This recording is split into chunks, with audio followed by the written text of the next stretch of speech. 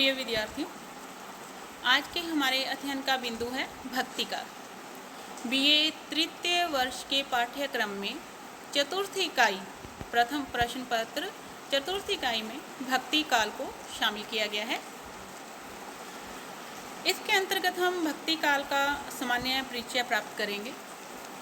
भक्ति काल हिंदी साहित्य का स्वर्ण काल, जिसे स्वर्ण युग भी कहा गया है, और आचार्य रामचंद्र शुक्ल ने भक्ति काल, हजारी प्रसाद द्विवेदी जी ने लोक जागरण काल कहा है।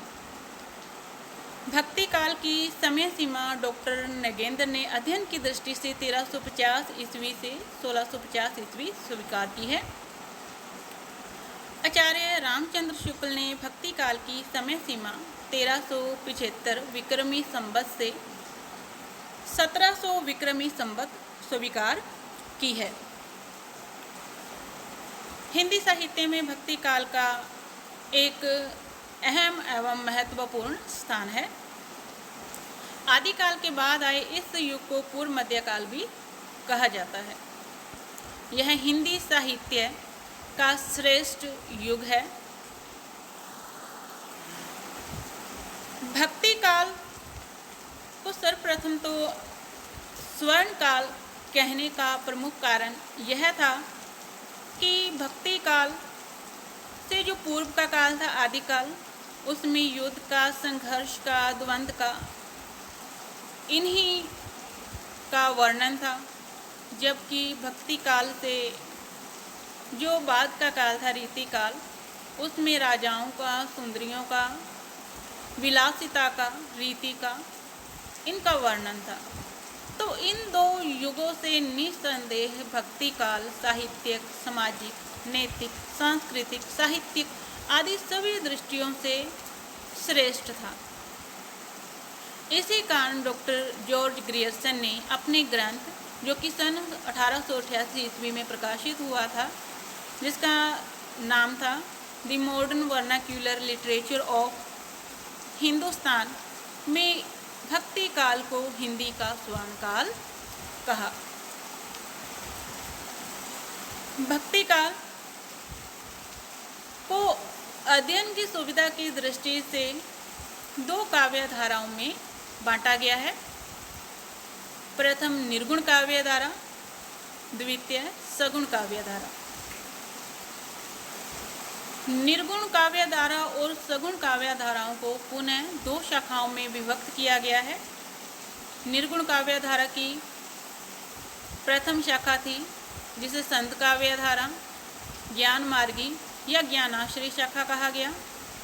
इस शाखा का प्रतिनिधित्व कबीर जी ने किया।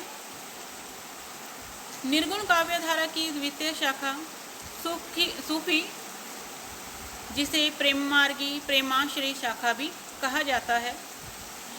इस शाखा का प्रतिनिधित्व मलिक मोहम्मद जायसी द्वारा किया गया। भक्ति काल की दूसरी काव्य धारा सगुण काव्य धारा की प्रथम शाखा राम भक्ति शाखा और द्वितीय शाखा कृष्ण भक्ति शाखा कहलाई।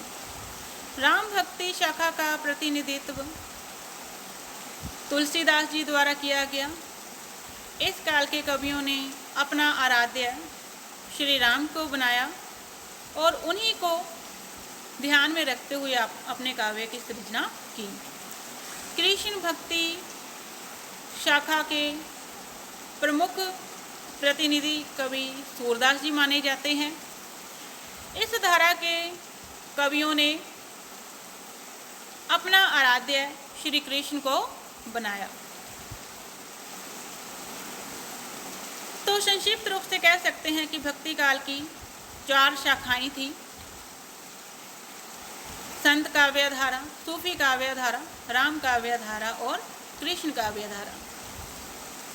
तो इस प्रकार से प्रिय विद्यार्थियों, हम भक्ति काल के अंतर्गत निर्गुण काव्य धारा और सगुण काव्य धारा का अध्ययन करेंगे, जिसके अंतर्गत हम निर्गुण काव्य धारा से क्या अभिप्राय है, सगुण काव्य धारा से क्या अभिप्राय है, इन काव्य धाराओं की विशेषता, इनके जो आगे शाखाएं हैं उन शाखाओं की विशेषता और प्रमुख प्रतिनिधि कवियों का अध्ययन हम अगली वीडियो में करेंगे।